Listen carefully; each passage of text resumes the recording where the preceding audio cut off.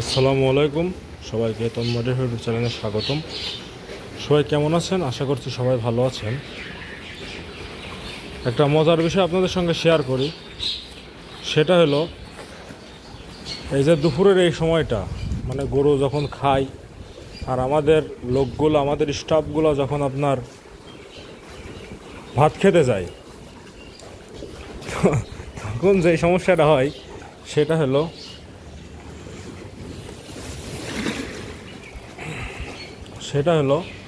এই সময়টা আমাদের গরু ছেড়ে প্রতিদিন, যদি খামারে যদি কোনো লোকজন না থাকে সেই সময় গরু ছিঁড়বে।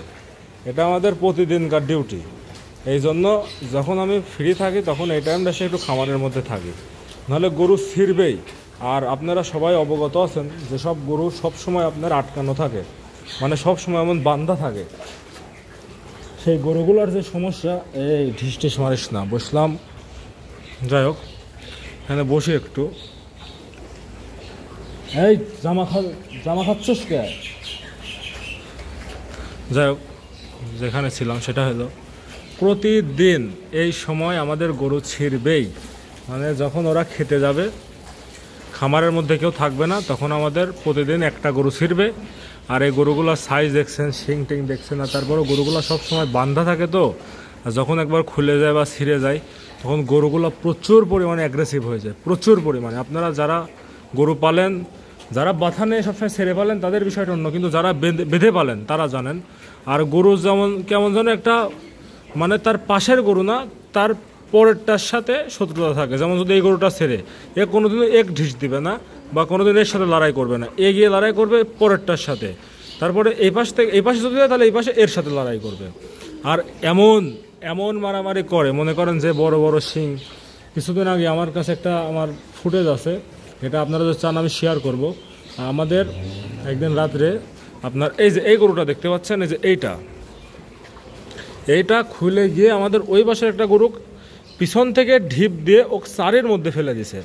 মানে তারপরে ওকে যখন চারের মধ্যে ফেলে দিয়েছে, ওই গরুটা আপনার দড়ি টানটানি হয়ে মানে পড়ে আছে, মানে গলায় ফাঁস লাগার মতো অবস্থা। যাই হোক, আপনারা বুঝতে পারছেন আমি কি বলতে চাচ্ছি। এই ধরনের সমস্যা হয়।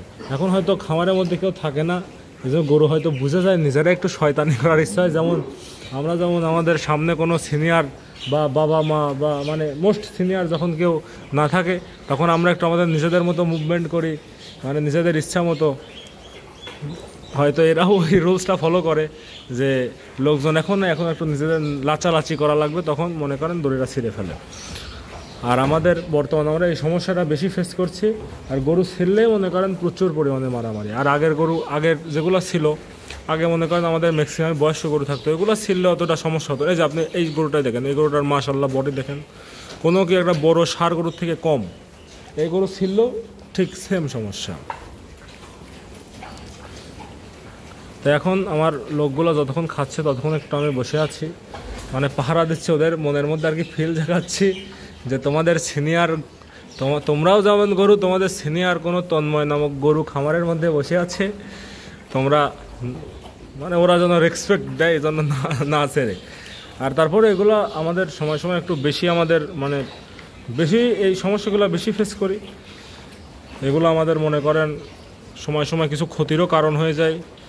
যেমন গরুর মনে করেন আপনার গাটা ফেরে যায় বা গরুর ওলান ফেরে যায়, মানে এটা খুবই অবস্থা হয়ে যায়। আর যখন একটা ছেড়ে তখন অন্যগুলো সব বাঁচার জন্য লাফালাফি করে, তখন মনে করেন একবারে ছিঁড়লে 4-5টা ছিঁড়ে যায়।